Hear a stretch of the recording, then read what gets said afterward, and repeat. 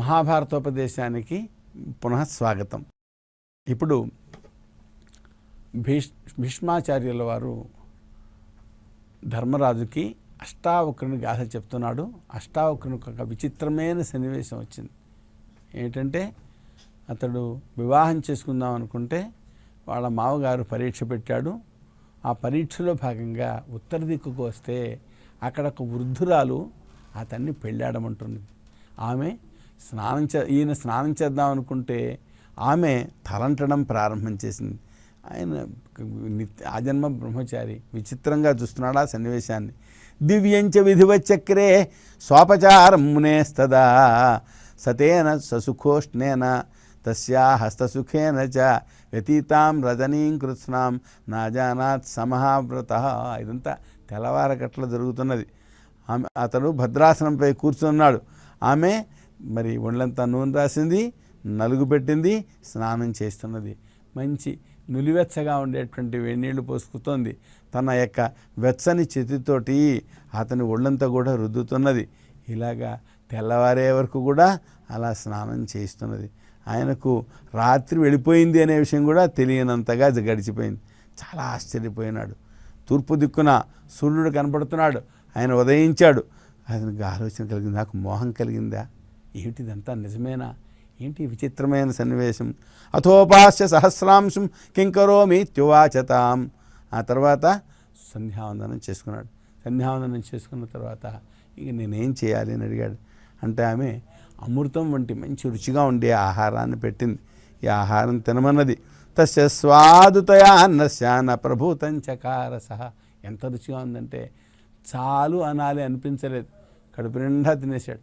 మామూలుగా అయితే మొత్తం కడుపులో ఉండి పట్టేటువంటి ఖాళీలో 3 వంతులు మాత్రమే, సగం ఆహారం తినమంటారు, సగం వంతు ఆహారం తినమంటారు. తర్వాత 1 వంతు మంచినీళ్ళు తాగమంటారు, గాలికి 1 వంతు అట్టే పెట్టమంటారు. ఇది ఆరోగ్యంగా ఉండే పద్ధతి. కానీ ఈ రుచిగా ఉండేటువంటి ఆహారాన్ని ఆయన కడుపు నిండా తినేశాడు. తినేసిన తర్వాత ఏమండి, తస్య స్వాదుతయా అన్నస్యాన ప్రభూతం చకార సహ యగమచ్చాప్య శేషం తత సంధ్యాగమత్ పునః.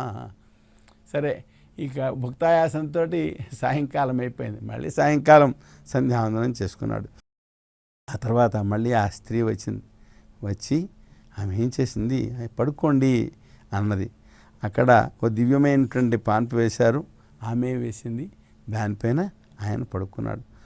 ఆ పాన్పుకి అవతల ఆమె కూడా ఒక పాన్పు వేసుకున్నది, దాని మీద ఆమె పడుకున్నది.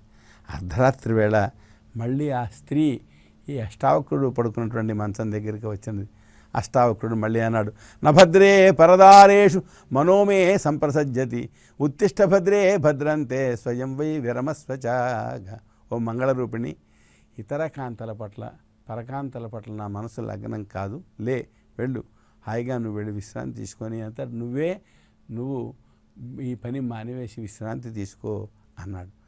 ఆమె అలా అంటే ఏం చేస్తుంది, నేను స్వతంత్రురాలిని, నేను ఎవరికి నేను పరాయి వ్యక్తి యొక్క భార్యను కాదు, నన్ను పరకాంత అనుకుంటున్నావు, ఎవరి భార్యనో అనుకుంటున్నావు, నేను ఎవరి భార్యనో కాదు, నేను స్వతంత్రురాలిని కనుక దీనివల్ల నీకు ధర్మాతిక్రమణం అనేది లేదు అంటే అష్టావక్రుడు అన్నాడు. అదేంటండి, ఇప్పుడు అమ్మాయి చిన్నతనంలో తండ్రి దగ్గర ఉంటుంది, తండ్రి ఆమెకు రక్షణ కలిగిస్తూ ఉంటాడు, పెళ్ళైన తర్వాత భర్త రక్షణ చేస్తూ ఉంటాడు, వార్ధకం వచ్చినప్పుడు కుమారుడు రక్షిస్తూ ఉండాలి, ఇది ధర్మం. అది మరి ఈ 3 నువ్వు వార్ధక వయసులో ఉన్నావు, నీ కుమారులు రక్షణలో ఉండవలసిన దానివి, నేను ఎవరి భార్యనో కాదు, నేను స్వతంత్రాలని అంటున్నావు, ఏమిటిది, ఇది ప్రజాపతికి ఇష్టమైన పద్ధతి కాదు అన్నాడు ఆయన.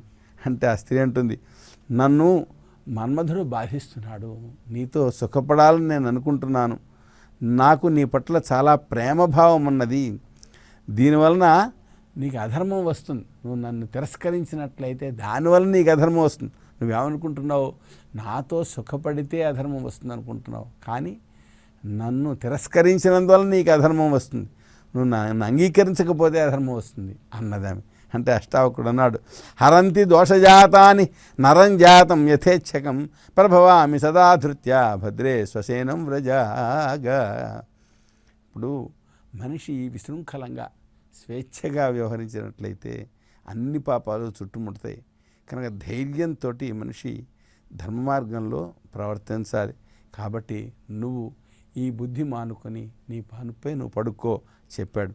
అంటే ఆమె అంటుంది, శిరసా ప్రణమే విప్ర ప్రసాదం కర్తుమర్హసి. నీకు తల వంచి నమస్కారం చేస్తున్నాను, నన్ను అనుగ్రహించు. నేను సాష్టాంగ నమస్కారం, నేల మీద సాష్టాంగ నమస్కారం చేస్తున్నాను. నాకు నీవు శరణం కావాల్సింది. నీకే పాపం లేదు, నీకే పాపం రాదు, నన్ను నీవు అనుగ్రహించు. యది వా దోషజాతంతం పరదారేషు పశ్యసి ఆత్మాను స్పర్శయామ్యద్య పాణింగుర్నీష్టమే ద్విజ. అయితే నువ్వు నేను పరకాంతను కదా, అందువల్ల నన్ను పెళ్ళాడినట్లే నన్ను స్వీకరించినట్లయితే నీకు పాపం వస్తుంది అనుకుంటున్నావు. ఓ పంచే, నేను ఇప్పుడు నిన్ను వివాహం చేసుకుంటాను, నా యొక్క పాణిని గ్రహించు, పాణిని గ్రహించి నన్ను సంతోషపెట్టు, నీకు ఏ దోషము ఉండదు. నేను సత్యప్రమాణంగా చెప్తున్నాను, నిజానికి నేను ఎవరికీ భార్యను కాదు, నీకు అధర్మం రాదు, నువ్వు అధర్మం వస్తుందని భయపడుతున్నావు, నీకు ఏ అధర్మం రాదు. కానీ ఒకవేళ నన్ను స్వీకరించినందువల్ల నీకు అధర్మం వస్తే నాకు అధర్మం, నీకు అధర్మం ఏం కాదు. నువ్వు కాదు కదా ఈ భావాన్ని కోరుతుంటా. యావేశతి చిత్తా చ స్వతంత్రాస్మి భజస్వమాం. నీపై నా మనసు లగ్నమైంది, నేను స్వతంత్రురాలను, ఎవ్వరికీ భార్యను కాదు, కాబట్టి నన్ను అనుగ్రహించు, నన్ను సేవించు అన్నది. అంటే అష్టావకుడు అన్నాడు, నువ్వు స్వతంత్రాలు ఎలా అయ్యావు, కారణం చెప్పు. ఎంత వయసు వచ్చింది కదా, వృద్ధురాలు అయ్యావు, ఇన్నాళ్ళు ఎవరిని వివాహం ఆడకుండా ఎలా ఉన్నావు?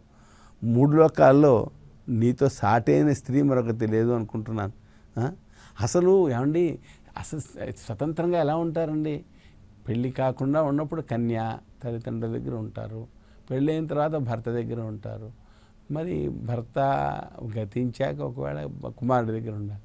అలా కాకుండా ఒంటరిగా ఉండి స్వతంత్రంగా ఉండి ఎలా కుదురుతుంది? నాకు అర్థం కావట్లేదు, చెప్పు అని అడిగాడు.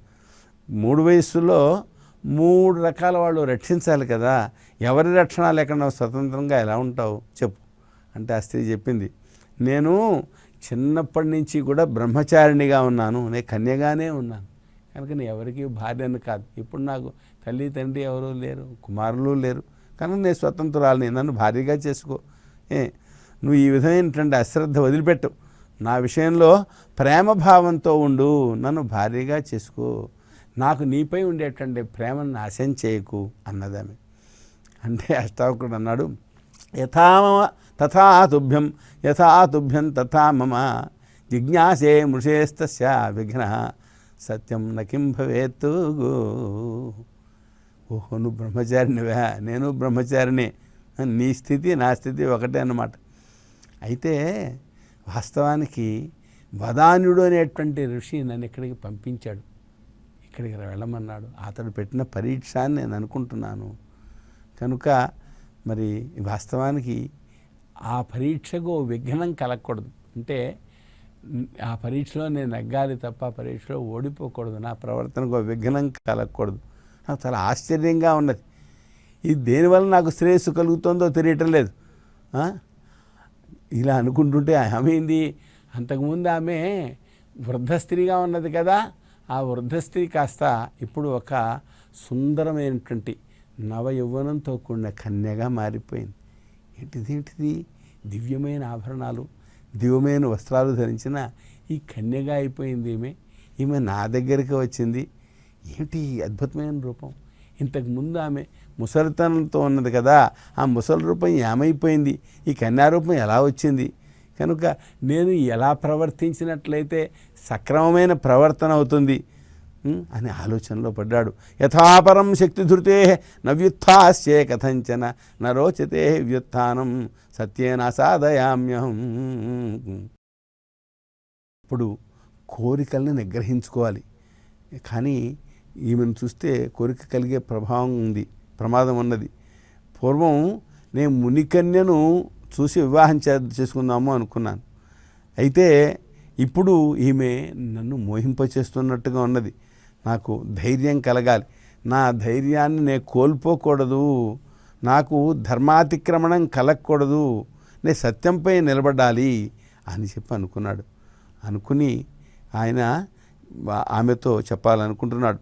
ఈ స్థితిలో ధర్మరాజు అడిగాడు, అయ్యా ఆయన మహర్షి చాలా గొప్పవాడు, అష్టావక్రుడు, ఆయన శపిస్తాడో అని ఎందుకు భయపట్టలేదు ఏమండి?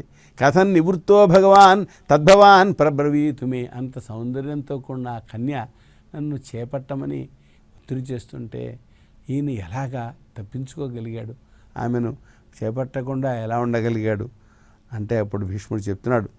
అష్టావక్రుడు ఓ మాట అన్నాడమ్మా, అసలు నీ రూపం ఎలా మారింది? ఇంతకుముందు నువ్వు వృద్ధురాలుగా ఉన్నావు కదా, ఈ వృద్ధత్వం పోయి మరి ఈ కన్యారూపం ఏ విధంగా వచ్చింది నాకు చెప్పే విషయం నువ్వు యథార్థంగా చెప్పాలి సుమా. నేను సత్యపూర్వకంగా చెప్పని తెలుసుకోవాలి అని అనుకుంటున్నాను.